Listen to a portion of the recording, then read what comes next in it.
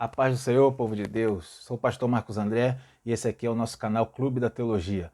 Nosso canal aí de estudos aí da Palavra de Deus e com foco aí também para a Escola Bíblica Dominical. E vamos hoje aqui a mais um vídeo, né? Um vídeo aí da Escola Bíblica Dominical para a edição de número 2 da revista da editora Betel, tá? A revista de adultos da editora Betel. Lembrando que eu coloquei lá no blog Clube da Teologia, nosso blog aí também de estudos, coloquei lá essa revista, né, a lição de número 2 da revista Betel, e coloquei também o meu comentário que eu faço dessa lição, para você que é professor, né, poder ter o seu material aí também para uma ajuda, né, e você que é aluno também aprender mais um pouco, tá? E aqui, esse vídeo é uma pré-aula para você poder preparar a sua aula, você que é aluno também poder aí aprender mais um pouco aí da Palavra de Deus, tá bom? Vamos aí esse vídeo então, tá? Já desde já eu peço para você deixar o seu like nesse vídeo, tá? E se inscreva aí no nosso canal, ative aí o sininho para as notificações, tá bom? Para você estar cooperando conosco aqui na nossa plataforma. Vamos aí, então, lição de número 2, revista da editora Betel, revista de adultos, a lição para ser ensinada em 10 de abril, tá? Mas pode ser ministrada em qualquer momento, qualquer fase, qualquer hora aí, é só acessar aí o nosso blog e você vai ter a lição e vai poder acompanhar pelo vídeo. Bom, e o tema da lição é Apocalipse, o livro da revelação. Amém? Esse aqui é o tema dessa lição. E aqui na introdução eu vou colocando aqui algumas dicas, né, para os irmãos, e aí eu já coloco assim o foco, né, para você que é professor, poder já ter um norte, assim, uma orientação. Então você vai mostrar nessa lição os aspectos da revelação de Cristo no livro de Apocalipse. Então, alguns aspectos você vai ver, algumas considerações a serem observadas, e a lição aí é para você procurar passar essas particularidades, né? Bom, então na introdução aí eu já separo aí uma parte que diz assim: a revelação de Apocalipse começa com uma visão de Cristo glorificado. Então, se referindo àquela visão que João tem, né? Ali na ilha de Patmos, ele vai ter a visão de Cristo, e aí ele vai começar ali a revelação de Apocalipse, tá? Sobre isso aí eu escrevi também o seguinte: o livro de Apocalipse é o livro da revelação, mas acima de ser revelação das últimas coisas, ele é a revelação de Jesus à humanidade. É o livro em que Jesus ele é revelado à humanidade. Por quê? Porque vai ser estabelecido o reino do Messias, o milênio. Então, vai ser passado para a humanidade a revelação de Cristo. E o detalhe é que a revelação de Jesus, ela começa aonde? Observa aí no livro. Ela começa com a igreja. Ela começa na casa de Deus. Ou seja, Jesus se revela a João, então primeiro ele se revela aos seus, manda as cartas para a igreja, tá? E aí depois a gente tem toda a visão apocalíptica, né? Jesus se revelando à humanidade, conforme lá em Apocalipse 1:7, que fala que todo olho verá na sua vinda, né? Então a gente vê que Apocalipse, então, ele é o quê? Ele é o livro da revelação, tá? A gente vê também é um livro de juízo, tá? E que vai ser passado aí também após a revelação do Cristo glorificado. Bom, então vamos aí. Separei também a parte que diz aqui nessa introdução, mostra a importância do papel da igreja neste mundo, tá? Aí, sobre isso aí eu escrevi o seguinte: de antemão já pode dizer aos alunos que o papel da igreja no mundo é o de levar a mensagem de salvação.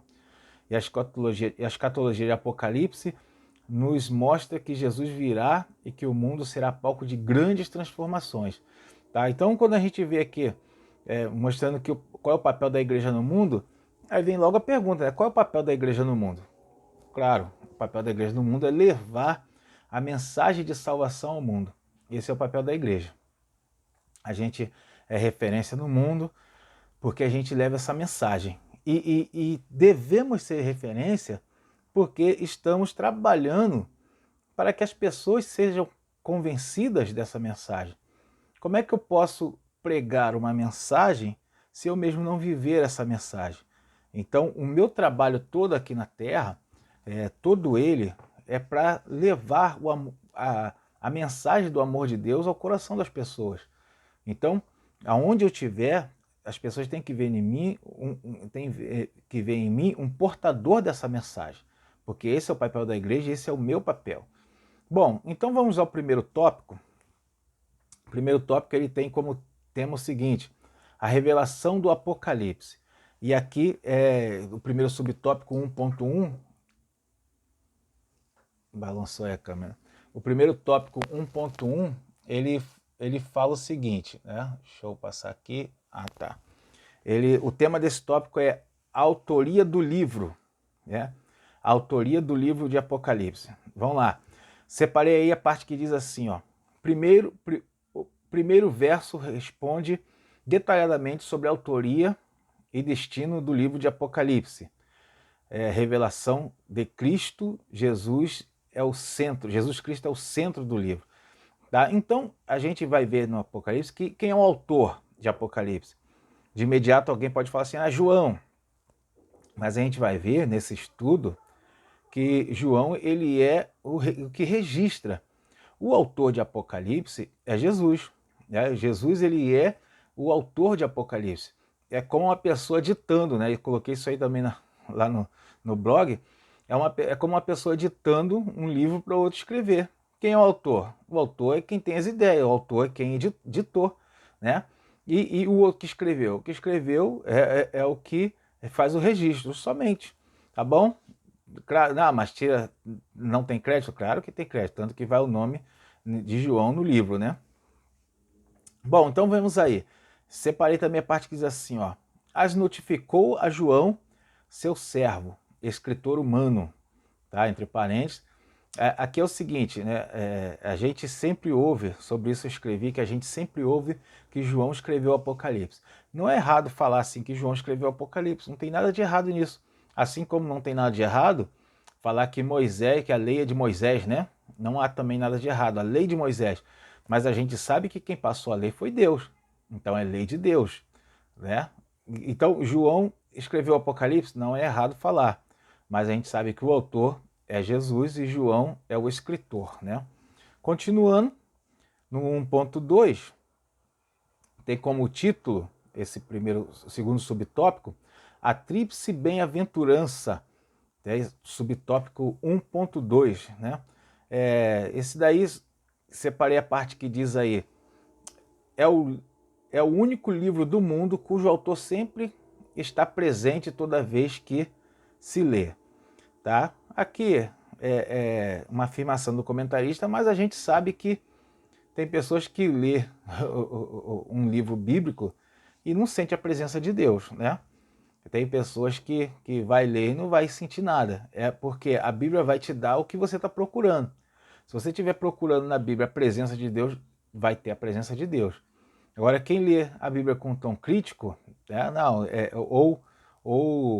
lê somente para conhecimentos de história, por exemplo, não vai sentir nada, não vai aprender nada, né? Só vai aprender coisas humanas, não vai aprender coisas espirituais. E aqui a gente vê que a Bíblia, e como a gente está colocando, que o autor está sempre presente quando se lê. Por quê? Porque aquele que busca a Deus, ele busca na Bíblia, o Espírito Santo é quem revela a ele o significado do conteúdo bíblico. Então, o Espírito Santo, como vai revelar a ele, ou seja, o Espírito Santo vai estar presente dentro de nós, o Espírito Santo vai estar revelando. Tá? Quando a gente lê a palavra de Deus, quem nos mostra, quem nos faz entender espiritualmente o que está ali, é o Espírito Santo de Deus. Bom, e aí separei também a parte que diz assim, ó, bem-aventurado aquele que lê e os que ouvem as palavras desta profecia e guardam as coisas que nela estão escritas. Olha que interessante. Aqui eu escrevi sobre isso o seguinte. Essas bem-aventuranças expressam 3 ações de contato com Apocalipse, que vão do mais superficial para o mais profundo. Ou seja, um contato mais superficial para um contato mais profundo, tá? Então, quais são essas ações? Aí ele vai falando aí, eu numerei, eu coloquei da letra A letra C, aí coloquei na letra A aí, ó, ler, é uma ação, né, de contato. Ler, aí isso aqui é o simples ato de decifrar a escrita, né? Então, é superficial. Aí depois tem a letra B, eu coloquei ouvir, né? Porque isso aqui está na lição. Ouvir. Ouvir já é, né, dar atenção, já é mais profundo. Então, você vai se aprofundar mais um pouco, porque você não só leu, você dá atenção, você ouviu o que Deus está falando contigo ali. Então você já deu mais atenção. E depois guarda. Guarda já é profundo, né? Guardar, né? Já é profundo. É a atitude de quem absorve o conhecimento, tá bom? Essa atitude de quem absorve o que está escrito e guarda no seu coração. Olha que interessante. Então é como uma graduação, né? A pessoa lê, decifra na escrita, ela ouve, ela entende o que, escuta a voz de Deus ali, e aí ela guarda, ela se aprofunda. Amém? Vamos aí para o 3. O tema do 3 é a brevidade do tempo. Esse é o tópico 3, o subtópico 1.3. A brevidade do tempo. Bom, separei a parte que diz assim, ó. Porém, cerca de 600 anos depois, no tempo do Novo Testamento, Deus diz para nós que é já a última hora, tá? Aí aqui, sobre isso eu escrevi o seguinte, a forma de ver de Deus não é a mesma nossa. Quando Deus fala que é já a última hora, não significa literalmente 60 minutos, né? Quer dizer que Deus ele está dando só um alerta de que é breve, o tempo está curto, né?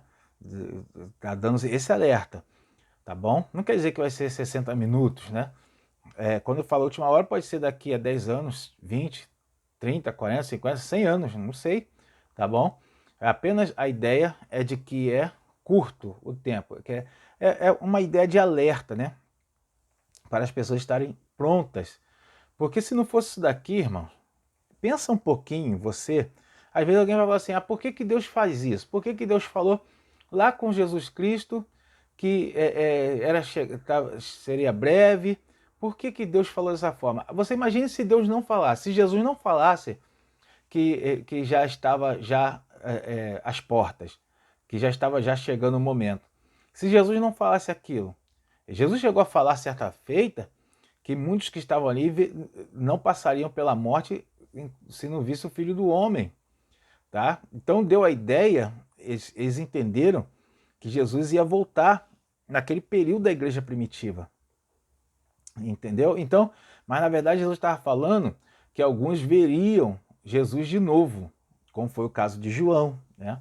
Então a gente pensa assim, por que Jesus falou isso se ele ia vir para mais de 2000 anos depois? A gente espera Jesus hoje. Então por que ele falou que estava breve? Você imagina se Jesus não tivesse falado. Imagina, a humanidade tinha se acabado e a Bíblia tinha se perdido. Não ia ter mais homem de Deus. Essa Bíblia só chegou a nós hoje, esse conhecimento, esse estudo que a gente está tendo aqui, só chegou a nós hoje porque pessoas lá no passado morreram pelo Evangelho. E por que eles morreram? Por que eles deram tudo? Por que eles se deram pelo Evangelho? Exatamente porque eles acreditavam que Jesus já estava às portas. A gente vai ler no Novo Testamento pessoas que vendiam tudo e davam aos pés dos apóstolos. Não era só pelo amor das almas, não.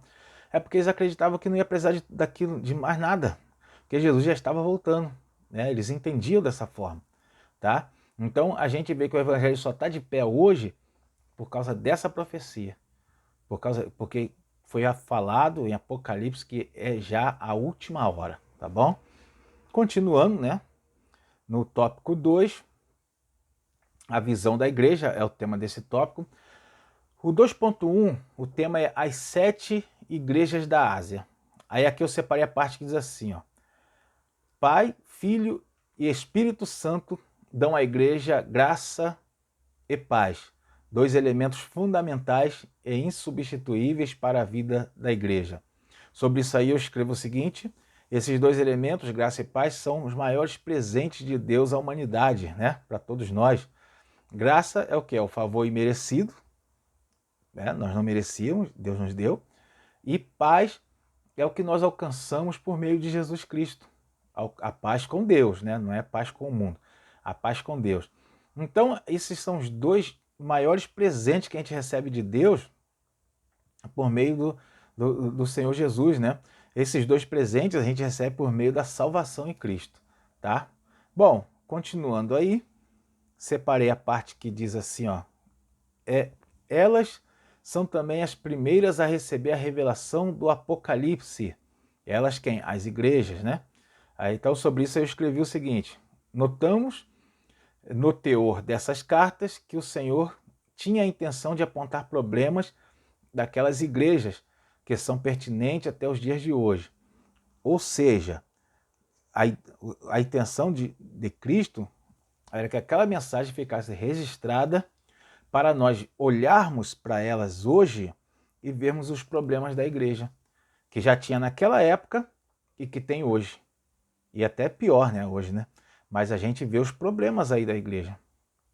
E aí ninguém pode falar assim, eu vou sair da igreja porque tem muitos irmãos, tem uma irmã lá, ó, que ela é mó treva e todo mundo, e o pastor deixa ela. Tem lá na carta. Lá nas cartas tem esse problema acontecendo. A irmã tá desviando todo mundo da igreja, mas tá aí, ó. Né? E eu vou falando aqui com você, e aí já vai vindo aqui ideias de pregação, né? Os irmãos que me conhecem sabem que eu gosto de pregar, eu só vivo pregando por aí, e as ideias vão vindo aqui, mas eu tô falando aqui e as ideias vão vindo.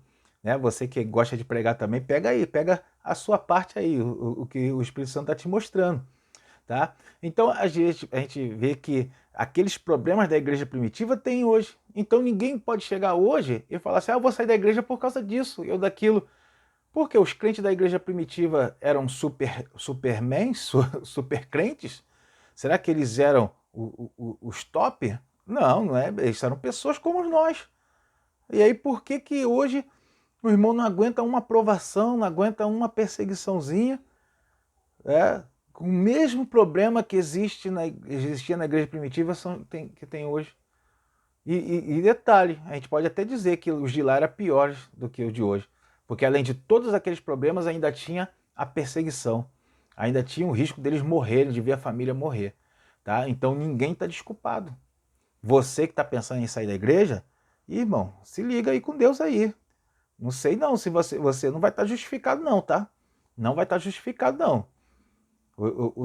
A presença no dia do juízo da igreja que vai estar, da igreja primitiva lá, vai te condenar. Não sai da presença de Deus por causa disso não, tá? Meus amados professores aí, ensina isso aí para os alunos, importantíssimo isso. Bom, continuando, né? No 2.2, o tema é reino e sacerdócio. Reino e sacerdócio. Separei a parte que diz assim, ó, o propósito divino com Israel era que após sua libertação do Egito, seu povo se tornasse um reino sacerdotal. E aí, isso aqui é uma verdade, né?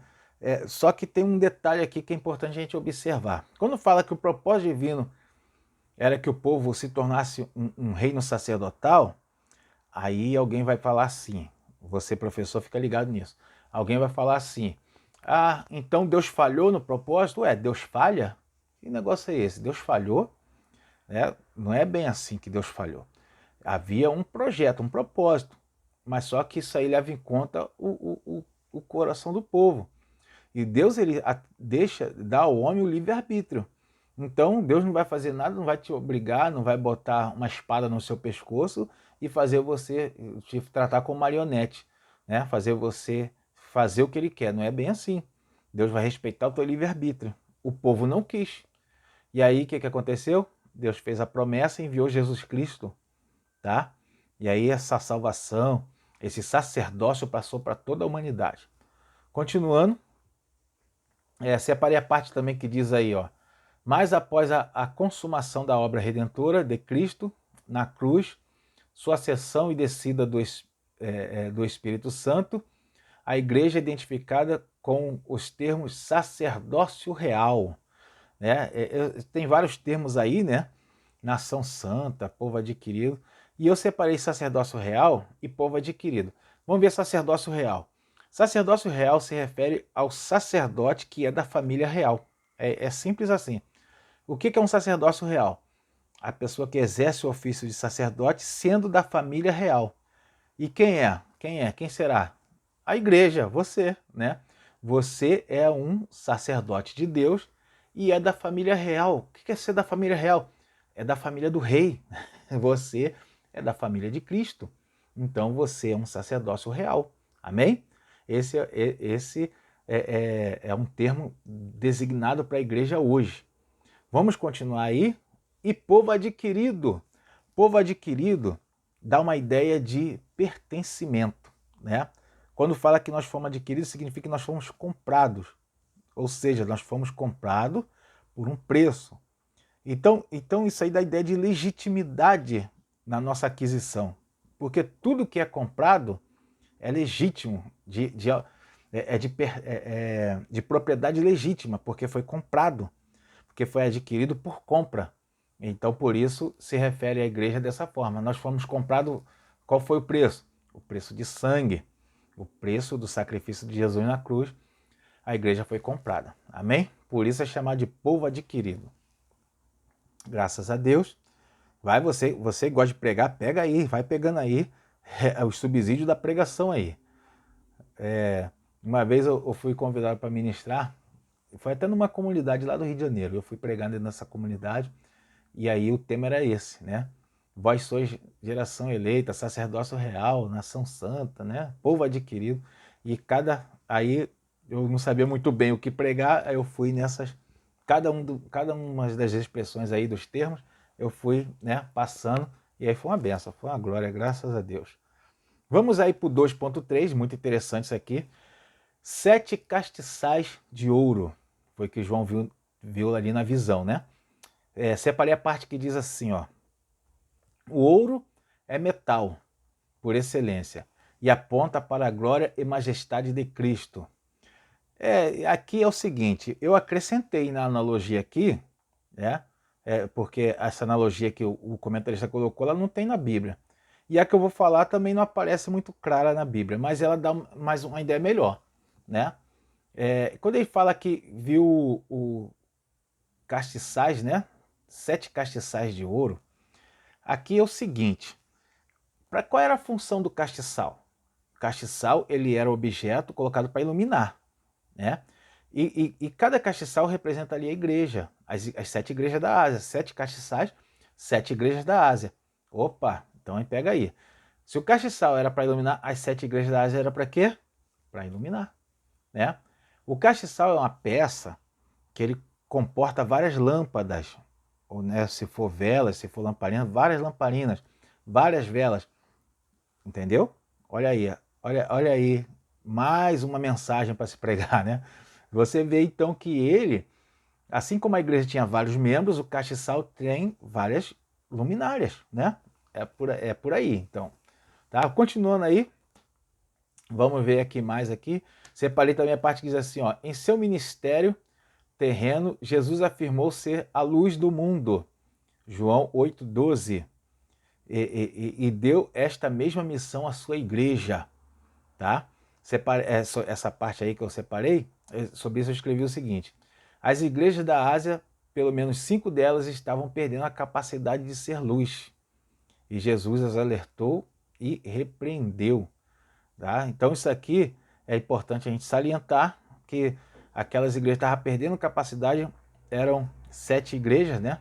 Mas 5 delas estavam perdendo essa capacidade. E Jesus dá essas orientações. Tá? Eu separei uma parte aqui interessante, né? Isso aqui é interessante, a última, no tópico 2.3, no subtópico. Aí separei a parte que diz assim, ó, portanto a igreja não pode se esconder ou omitir no cumprimento da insubstituível missão de, como luz, guiar a humanidade a Cristo, se referindo a toda a igreja, né? Aí sobre isso aqui, eu até trago aqui algo que Jesus falou no Sermão do Monte. Jesus falou que não se acende a candeia e coloca debaixo do alqueire, mas coloca no velador para iluminar para dar luz a todos. O que Jesus estava dizendo com isso? Aí a ideia aqui é essa, né? Que aquele que é luz, ele não pode se esconder. A luz dele tem que aparecer. Se você é luz, você não pode se ocultar, tá? A sua luz tem que brilhar, tem que aparecer. Você tem que né, ser exemplo. É quem está falando em termos de igreja, né? A sua igreja vai ter que aparecer, né? Vai ter que fazer a diferença. Não adianta eu ser luz e só ficar oculto dentro da igreja, né? Ou só na minha casa. Eu tenho que ser luz aonde? Na vizinhança, local de trabalho, na escola, no grupo de amigos, lá no clube, na equipe de atletismo, na equipe de basquete, na equipe de futebol. Aonde você tiver, onde botar a planta dos seus pés, você tem que reluzir, né, como luzeiro no mundo, tá? Bom, então vamos aí para o 3, o tópico 3, a visão de Deus é o tema. O 3.1 fala da Trindade Santa. Bom, separei aí o seguinte: encontramos vislumbres, separei dessa parte aí da Trindade Santa. Encontramos vislumbres da Trindade em expressões como façamos o homem à nossa imagem, conforme a nossa semelhança. Isso aqui do lá no Antigo Testamento. Há vislumbres da Trindade, né? Quando a gente vê façamos o homem à nossa imagem e semelhança. Então eu coloquei aí o seguinte: o termo que deu origem à palavra Senhor, né, na Bíblia, é Elohim. Elohim significa Senhor no plural, né? Senhores, né? Então é como se falasse assim: no princípio fez os senhores o céu e a terra. Ah, então aí você vai ver que tem mais de uma pessoa na criação. Vai ter mais de uma pessoa trabalhando na criação. Então é um vislumbre da Trindade. Essa aqui é a ideia, tá? Então a gente vai ver, na verdade, a gente vai ver que na Bíblia, eu vou um acréscimo meu aqui, eu até coloquei isso também lá no blog, no Clube da Teologia. A gente vai ver na Bíblia que a Trindade ela não está explícita na Bíblia, ela está implícita. Há vislumbres no Antigo Testamento e há subjetividade no Novo Testamento. Ela está, subentendido no Novo Testamento, tá? Porque onde ela está subentendida? A gente vai ver Jesus falar: quem vê a mim vê o Pai, né? Então está subentendida a Trindade ali, tá bom? É isso aí, é como está no Antigo e no Novo. Não existe a palavra Trindade na Bíblia Sagrada. Continuando, no 3.2, Jesus, o Filho do Homem, né? Separei a parte que diz aí, ó, no Antigo Testamento fala do homem de forma geral. Aqui Salmo 8, 4, né? Verso 4. Aqui, essa parte, quando fala Filho do Homem no Antigo Testamento, então vai ter alguns significados. No Antigo Testamento vai ter pelo menos uns 3 aí. Mas separei 2 aqui para a gente entender. Ele vai, na Bíblia, né, vai ter 3. No Antigo Testamento aí tem esse aqui, de Salmo 8, 4. Eu coloquei até ali, né, o Salmo, né, 8, verso 4, porque esse aqui é uma forma mais literal de se entender, né, dessa expressão filho do homem. A forma mais literal que aparece na Bíblia é essa. Ele, o salmista fala, né, que é o homem mortal para que se lembre dele, o filho do homem para que o visite, né? É uma forma literal. O salmista está se referindo ao ser humano, né? E aqui tem Ezequiel também, a expressão filho do homem. Aí tem um significado. Aqui é o seguinte, eu separei a parte até que fala assim, ó: mostra o profeta humano recebendo do Deus Todo-Poderoso sua mensagem para o seu povo. Isso aí é Ezequiel 2:1 e várias passagens de Ezequiel, onde Deus vai falar com Ezequiel e fala assim: filho do homem, põe-te de pé e eu falarei contigo. Então, aqui, Deus ele mostra aqui, até o Espírito Santo inspirando aqui o autor, apresenta um contraste entre Deus e o profeta, né? Quando chama ele de filho do homem. Então, o contraste. Ou seja, Deus ele falando com o ser humano. Ezequiel ele vai ser logo ali depois de Isaías, e a gente vai ver que até Isaías tinha aquele conceito, né, de que se, né, tivesse contato com Deus a pessoa morria. Isaías 6 ele vai expressar bem isso daí. E esse conceito não acabou não, ele continuou, esse conceito ainda existia. Isso que eu estou falando aqui não está lá no blog, eu não coloquei lá no blog, no comentário dessa lição, eu não coloquei isso aqui, mas eu estou dando esse acréscimo para você. A gente vai ver que Deus ele vai fazer esse contraste, né? Mostrando que ele fala com o ser humano, ele sendo Deus Todo-Poderoso, ele fala com o ser humano. Tá? A palavra de Ezequiel, que era uma palavra para dar esperança ao povo que estava no cativeiro. Muito interessante isso daqui, né? Vamos aí também, separei a parte também que fala no Novo Testamento, esta expressão ocorre 84 vezes, todas relacionadas à pessoa de Cristo. Tá? E sobre isso aqui eu escrevi o seguinte: essa referência pode perceber o contraste entre a grandeza. Opa, errei. Aqui. Botei no Novo Testamento, essa expressão mostra que Jesus é 100% Deus e 100% homem. Ou seja, ele é o homem perfeito. Né? Essa expressão mostra isso, né? Quando fala, se refere a ele, o filho do homem. Bom, continuando, vamos aqui já para o final. Né?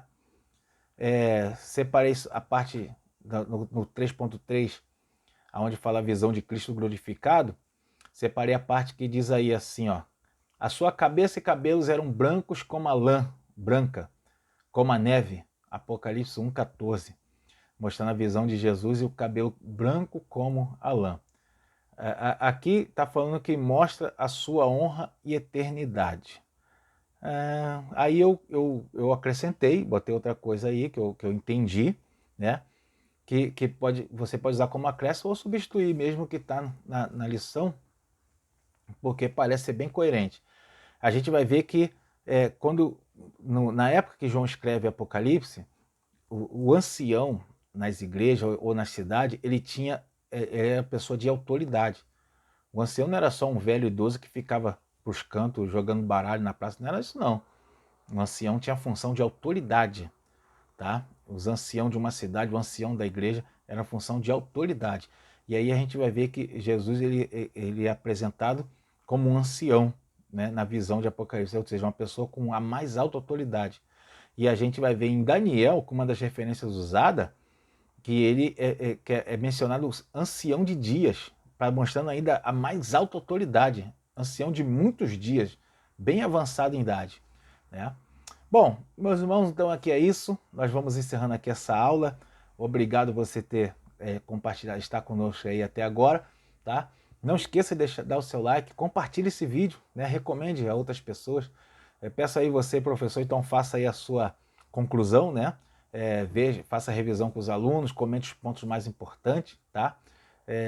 Faça aí também, elabore umas perguntas para a classe, tá bom? Fala aí, anuncie a próxima aula, veja aí, apresente o tema da próxima aula, desperte a curiosidade nele, tá? Então é isso. Vamos ficando por aqui. Deus abençoe a sua vida, que seja uma excelente aula, tá? E que muitos aprendam ainda mais contigo. Amém? Que seja uma bênção. Paz.